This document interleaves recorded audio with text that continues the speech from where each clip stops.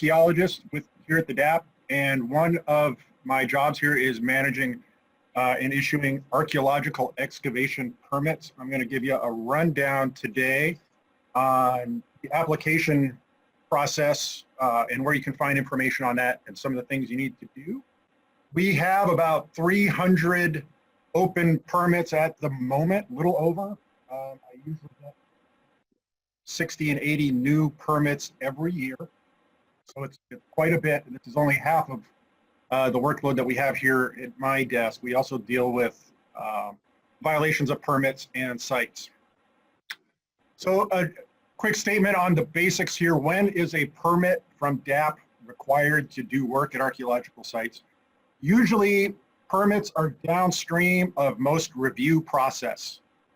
You will get a letter from DAHP in most cases from one of our reviewers, Stephanie, Dennis, Sydney, Rob, telling you that you need a DAHP permit at some point.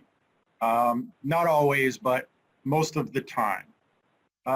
If you are working under 106, like Allison was talking about earlier, we try not to make people do the same thing twice. So we will allow work at archaeological sites if you are under the umbrella of a 106 process without having to get the state permit. The state permits are required on both public and private lands. Anytime you are removing, altering, digging into, or excavating any historic or prehistoric archaeological resource or site. The punchline is anytime you are altering a site with prehistoric things in it, objects, these are defined, you need to get a permit from us.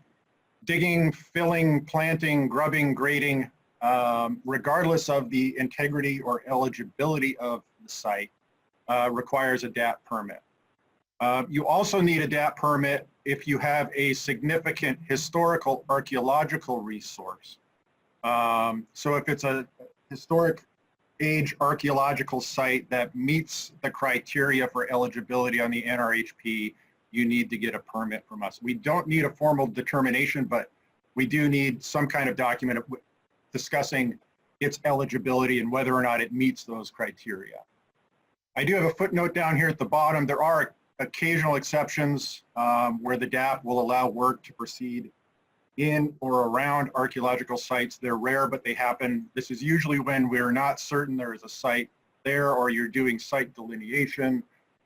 Some agricultural areas with long-standing traditions of agriculture and other certain activities. Again, this is something that your DAHP project reviewer should discuss with you while you're going through your regulatory review. The rules for archaeological permitting are written down in WAC Chapter 2548. These are, again, the rules that implement RCW, that's the code, the statute 2753 and 2744. The permit process is written down here in considerable detail. It is modeled after the information requirements of ARPA. It does have timelines that are pretty straightforward. DAHP gets 30 days to review completed applications, and tribes in the state get 30 days also to review the permit. We tell people to plan for 60 days. Our average turnaround on permits is closer to 45. More recently, it's been in the neighborhood of 36 to 38 days. There was a question in the chat box earlier about research questions and requirements on permits. We do now have two different permit types that you can apply for. There's the standard excavation permit, which is really extensive. It's designed to cover a wide range of activities, including phased work, all the way from basic survey and testing through data recovery and monitoring. Most permits are of this type. Most projects are not simple, and you find yourself moving through the different phases, and we amend permits to incorporate new findings as we go.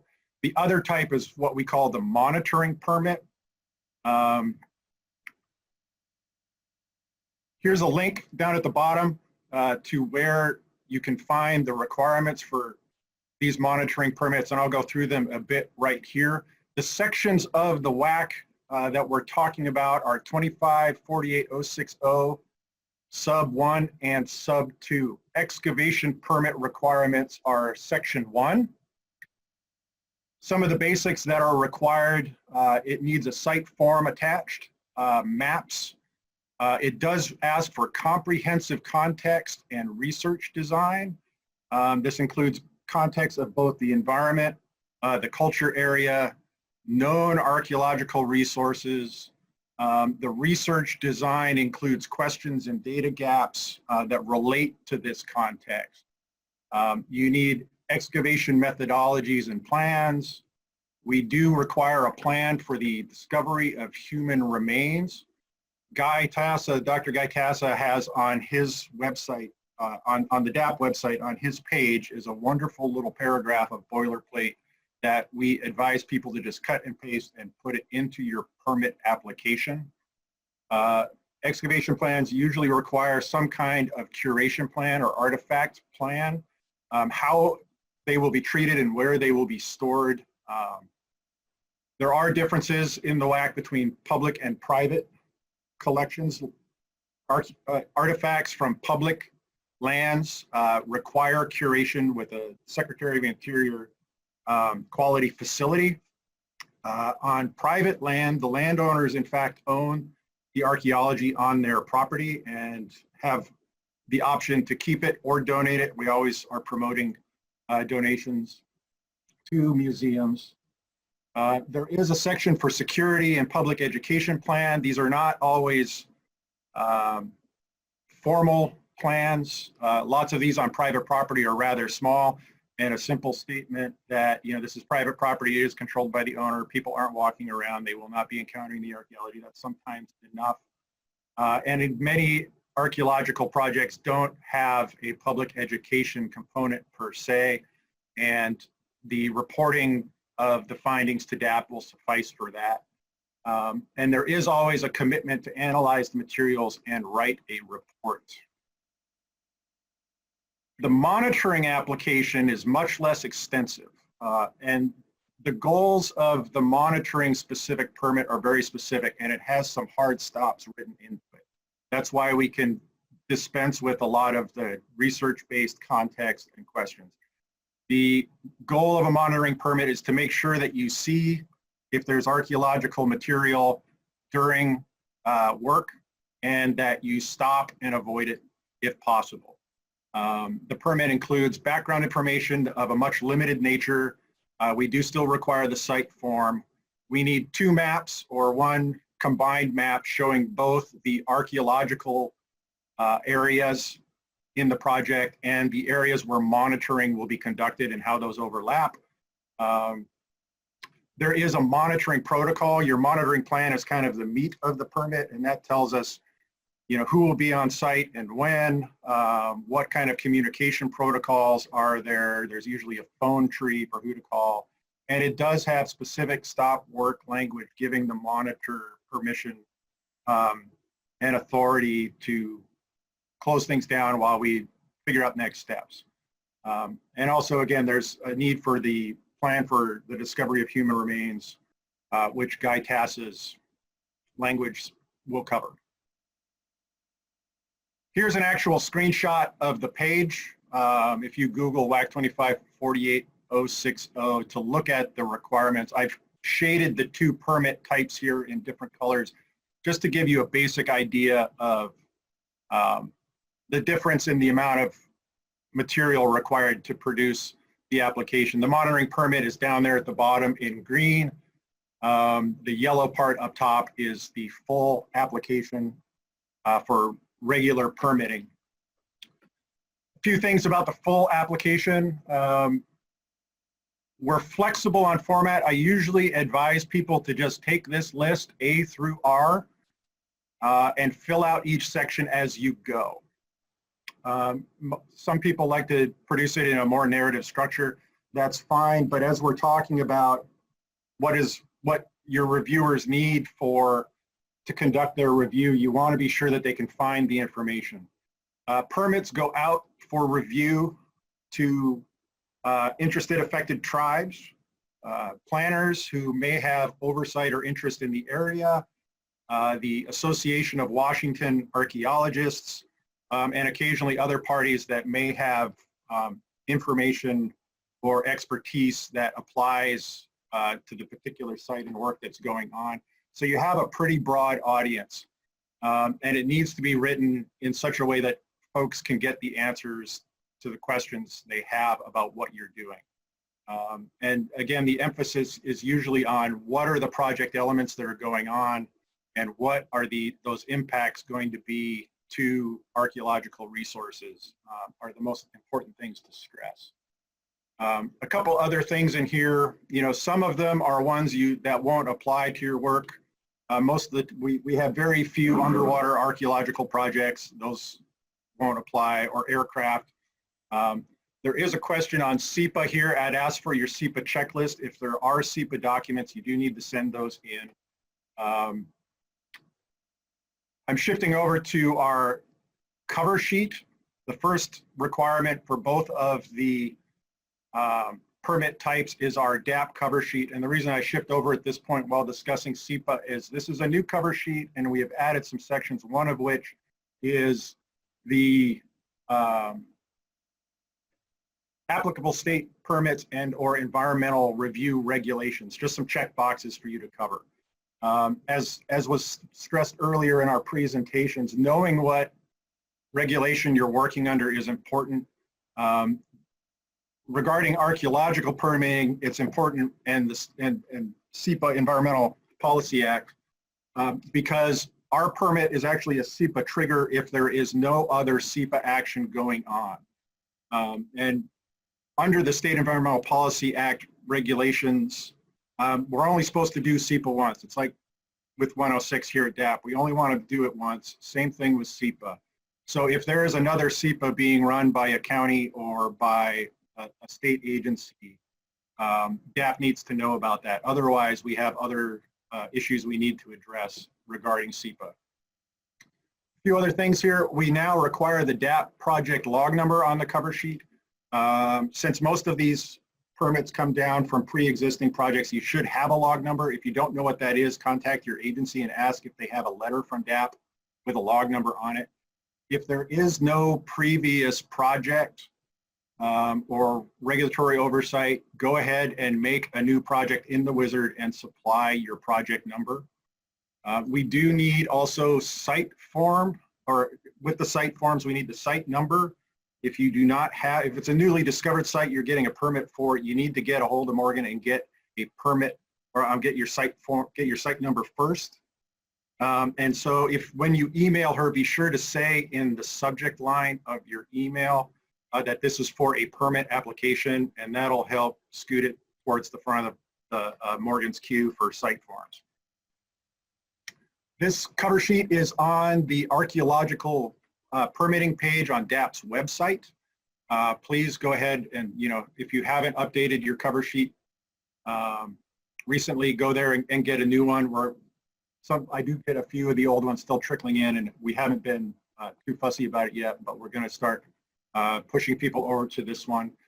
I do need you to sign it and send in your copy or copies. We do still ask for the original signatures. This is the one piece of paper I need to have in my file. Everything else I deal with is mostly through email and PDFs. And I cannot consider your application complete until I have that copy.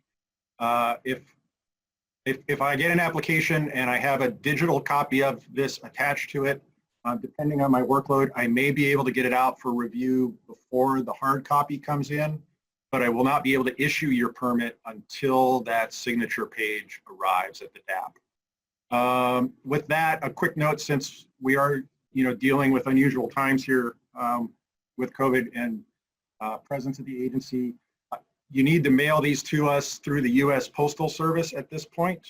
There's no one here most of the time to collect FedEx documents or things like that. So if you're sending me a cover sheet, send it U.S. Postal Service. It can take a week to get through our mail system to me. So be sure to send it in right away when you are sending off your application. This is an example of a permit, the permit page we issue to people. It's usually accompanied by a letter that lists your rights to appeal and how to go about that. At the top, we list the site or sites that you are permitted to do work at. It includes both the applicant and the archaeologist. Archaeological permits are issued to professional archaeologists, and you are holding a permit that you are responsible for completing. We have the time performance goals on here. The most important one is the final report date. That's the report our database tracks, and will flip your permit over automatically to delinquent if that day passes and you have not submitted a final report. We're more flexible on fieldwork and analysis dates. The way our permits are structured is we have the special conditions at the bottom. The first one says follow the procedures in the application or revised application, depending on how many back and forths we had regarding what you're doing. The permit application you submit, the details of that are the things that you are required to do. We have notification clauses. Sometimes these change. We have a right of entry clause that allows for site visits. Usually this is by arrangement and with calls. It doesn't allow people to just march onto property, but you do have to work with the DAHP so that we can visit the site if necessary. We do have the clause provide final and draft copies of reports. So that's kind of the last thing that you end up doing before we close your report or your permit file. And then we have a statement at the bottom that if human remains are encountered, it kind of recapitulates Dr. Guy Cassa's inadvertent discovery language. Sometimes we have it mentions talking about affected tribes here. That's usually something that's discussed in the permit process. Guy Cassa's language begins with the coroner and it moves to him. It doesn't necessarily involve you calling tribal representatives if you find human remains at the field. But under permit, we usually have built that communication protocol and relationship through the consultation. The last piece I guess I would like to speak to here is that DAHP does have the ability to issue permits under emergency conditions, but there's only two ways to go about this. Under the WAC, the DAHP has the authority to declare an archaeological emergency where delay could cause damage to an archaeological or historic resource site or to burials or human remains. Beyond that, we cannot issue an emergency permit unless there is another agency that has issued a statement about human health and safety and declared an emergency on those bases. So as I say here at the bottom, this is not a construction, scheduling, or poor planning emergency. There has to be a legitimate case that a resource is threatened and needs to be acted on right this second. We can move very quickly under the emergency rules. If an emergency is invoked, permits can be issued immediately if necessary. We do still contact the tribes. Depending on the nature of the emergency and the threat to the resource, we will allow for limited comment ahead of time if possible. Emergency permits are only good for 30 days. That's per the code. There is the possibility of extending them for an additional 30 days if necessary, but that's it. After that, you've got to apply for a regular excavation permit to continue working.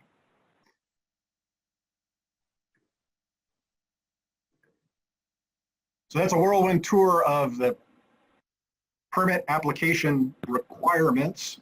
I can say a word or two about our process here since I've got a minute.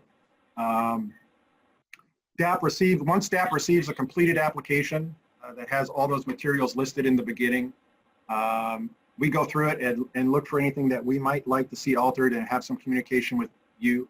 We will then send it out for review, as I mentioned before, to tribes, affected parties, local governments, planners, archaeologists, others who may have interest or expertise in the area and the site. They get 30 days from the issuance. We send our permits out nowadays through email. So 30 days from the issuance of the permit application through email is when we generally collect comments. And then we'll review the comments and ask for revisions if necessary, or otherwise issue the permit. And then you can begin work within the time frame specified and under the special conditions covered in the permit.